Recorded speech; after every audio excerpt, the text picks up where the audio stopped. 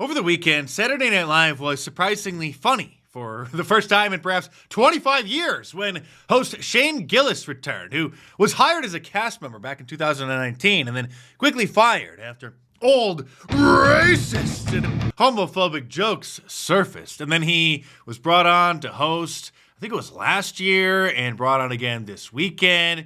And not only did they air some funny segments, but they actually made some racist jokes. It's about time someone helped make racist jokes great again, besides me. In the segment, some newscasters were reporting on the crime, and several of the black anchors started getting very defensive when the crimes were being described out of concern that they were going to confirm many of the facts and statistical patterns regarding the black community. Of course, you're not supposed to say things like this, but I couldn't care less. So subscribe to my channel if you're new here, by the way. The suspects are believed to be 4 white... Yes! I know that's right. I'm sorry, what's going on? Oh, nothing. Yeah, just relieved that the police have white identified the suspects. Exactly. Very white.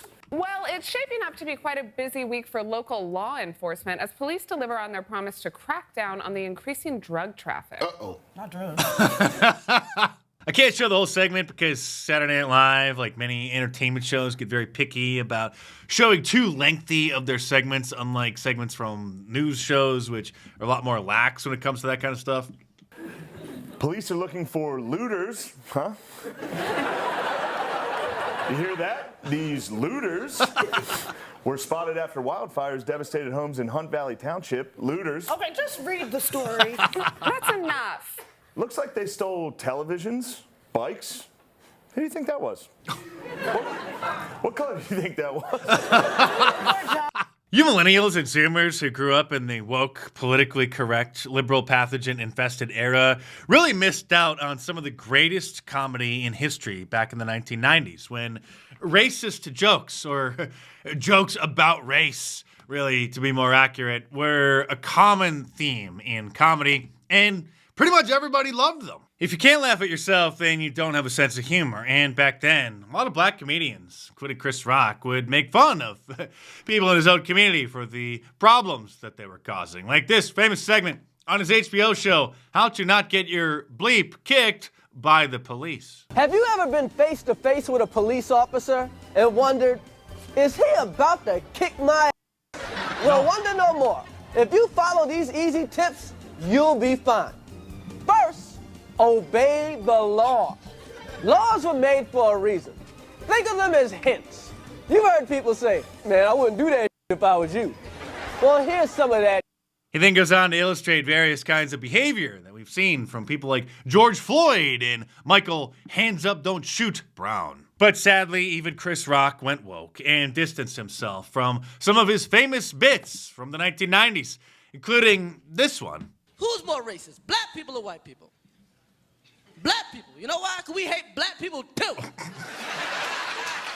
Everything white people don't like about black people really don't like about black people. There's some shit going on with black people right now.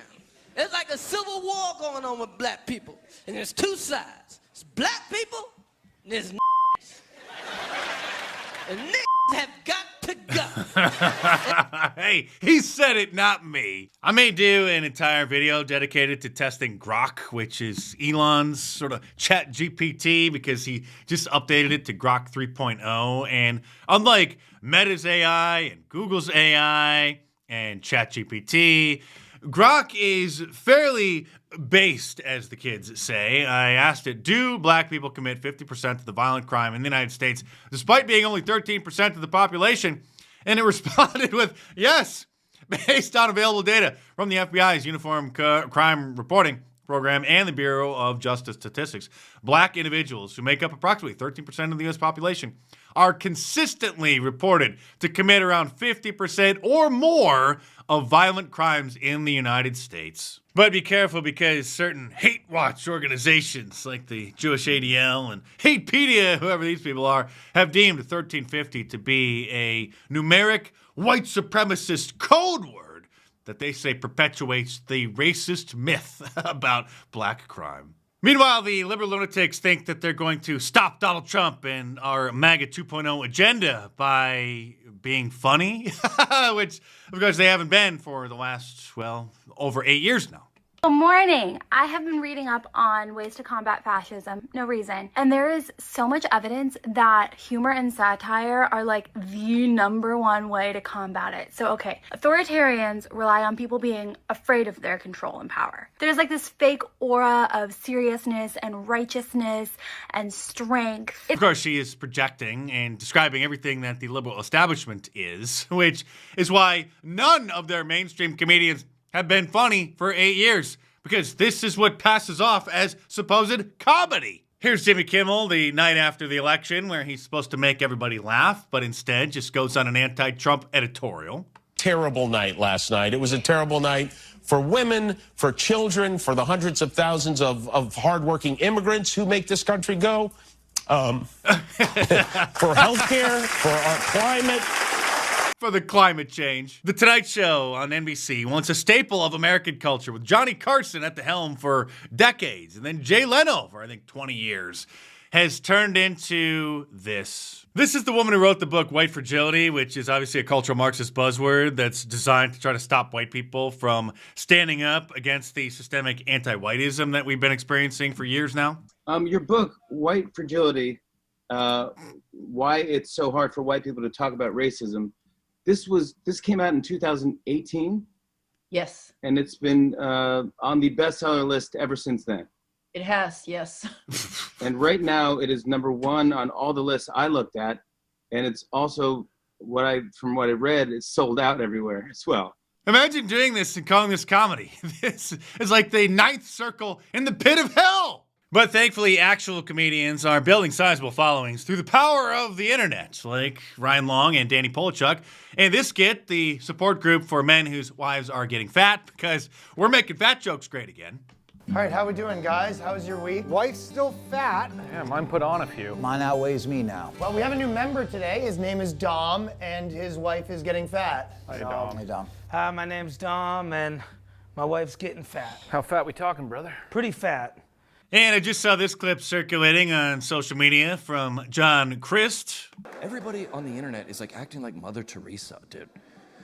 Just like on the internet, just like, we stand with Ukraine. I go, you don't even have custody of your kids, dude. What? Who are you talking to? Pick up your kids from soccer practice, then we'll talk about foreign policy, Kevin. We are living on stolen land. I'm like, you're still on your parents' cell phone plan. You're on stolen minutes, Brittany. Who are you talking to? And while female comedians are very rarely actually funny because they belong in the kitchen instead of on the stage, this one did have a pretty good joke about the Islamization of Europe. I'm going through a breakup. Anybody else? Okay.